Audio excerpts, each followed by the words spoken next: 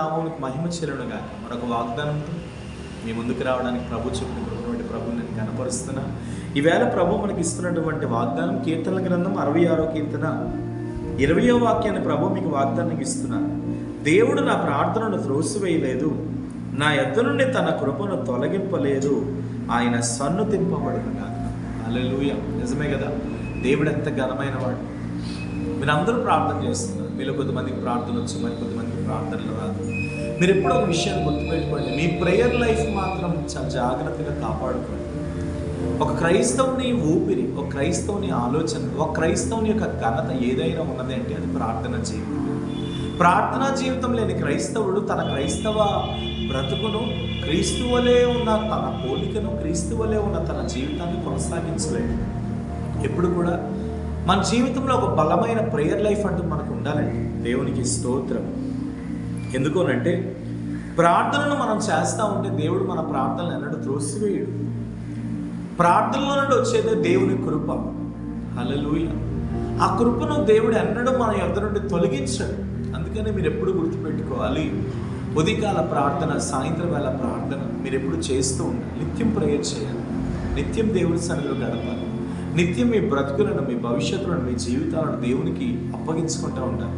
మీరు ఎప్పుడైతే మీ బ్రతుకులను, మీ జీవితాలను దేవునికి అప్పగించుకుంటూ ఉంటారో ఆటోమేటిక్గా దేవుడు చేయవలసిన కార్యాలన్నీ మీ జీవితంలో చేస్తూనే ఉంటాడు. దేవునికి స్తోత్రం.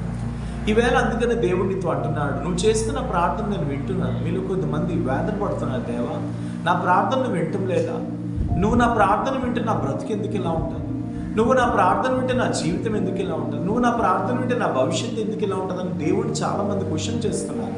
సంగమ క్వశ్చన్ మీరు గుర్తుపెట్టుకోండి. దేవుడు అన్నడు నీ ప్రార్థన త్రోసివేయడు. ఎప్పటికప్పుడు నీ ప్రార్థన వింటూనే ఉన్నాడు. నీ వద్ద నుండి కృపను కూడా తీసివేయలేదు, ఆ కృపను కూడా నీతోనే ఉంచాడు. కానీ ఒక విషయాన్ని గుర్తుపెట్టుకో, ఎన్ని శ్రమలు కలుగుతున్నాయో అంత సువర్ణంగా నువ్వు మార్చబడుతూనే ఉంటావు. ఎంత కన్నీరు నీకు ఎదురవుతుందో అంత సంతోషంగా నువ్వు మార్చబడుతూనే ఉంటావు. ఒకవేళ ఈ లోకమంతా నిన్ను ద్వేషించింది, ఈ లోకమంతా నిన్ను తృణీకరించింది, ఈ లోకమంతా నిన్ను అపహసించింది, ఈ లోకమంతా నిన్ను హేళనగా మాట్లాడింది, అయినా నువ్వు వేదన పడు. పిలిచిన నీ దేవుడు నమ్మదగిన దేవుడు. నీ యొద్ద నుండి ఎన్నడూ తన కృపను దూరం చేయడు, నీ యొద్ద నుండి ఎన్నడూ తన కనికరమును దూరం చేయడు, నీ యొద్ద నుండి ఎన్నడూ తన ప్రేమను దూరం చేయడు. కాబట్టి ధైర్యం తెచ్చుకో, నిబ్రం కలిగి ఉండు. కృపను దూరం చేయని దేవుడిని నువ్వు కలిగి ఉన్నావు, ప్రార్థన ఆలకించేవాడని నువ్వు కలిగి ఉన్నావు, నీ జీవితంలో ఉన్నతమైనటువంటి కార్యం చేసే దేవుడిని నువ్వు కలిగి ఉన్నావు. ఏ భక్తునికి కూడా దేవుడు ఎన్నడూ కూడా కృపను దూరం చేయలేదు, నీకు కూడా దూరం చేయడు. ధైర్యం తెచ్చుకో. ప్రేమ నమ్మకం కలిగిన తండ్రి, ఎంతమంది ఈ వాగ్దానం చూస్తున్నారు వారి జీవితంలో మీ కృపను ఎన్నడూ వారి జీవితంలో దూరం చేయలేదు.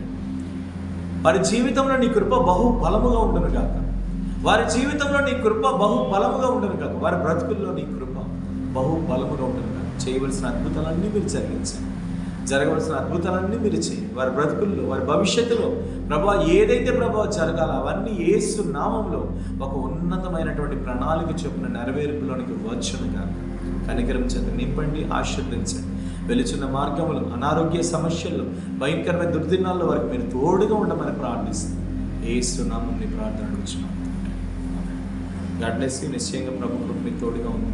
ధైర్యం తెచ్చుకోండి. దేవుడు నమ్మదగిన వాడు. అవసరం ఉంటే కాంటాక్ట్ చేయండి. ఖచ్చితంగా మీకు ప్రార్థన చేస్తాం. ప్రైజ్.